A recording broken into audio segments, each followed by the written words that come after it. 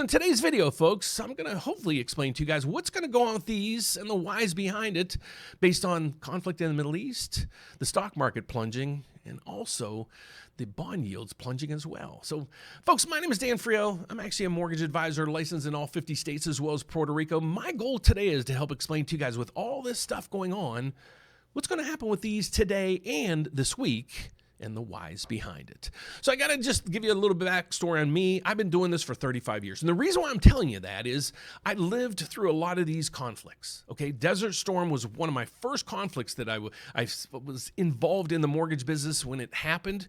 And it was kind of an eye-opener. And I'm going to explain that story to you a little bit right now so you can understand how conflict in the Middle East usually has mortgage rates plunge, but today they're actually going to go up. So hopefully I can explain to you the whys behind it. So let's get over to it. So folks, back in, it was 1990, I want to say, and when I got in the business. And the first experience I had with war when I was in the business environment was Desert Storm. And that was my education on what the markets do during conflict. So at that time, we saw the stock market plunge, and it was like, whoa, okay, I get it, because there's conflict throughout the world, and people are like, okay, I'm uncertain about things. But then what you saw is people moving that money to where? Well, they moved it to bonds, and that was intriguing, because I was just out of college. I kind of understood some of these things, but I didn't really live it real life.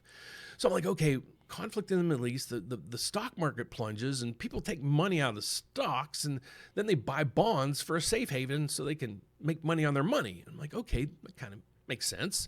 So then I lived through another one, then another, and that one, it just kind of repeated itself. So over the weekend, when all this took place, I'm like, okay, even with high inflation numbers that we got on Friday, and I called that one, I was like, okay, this should be really good news when it comes to mortgage rates. Well, it's not.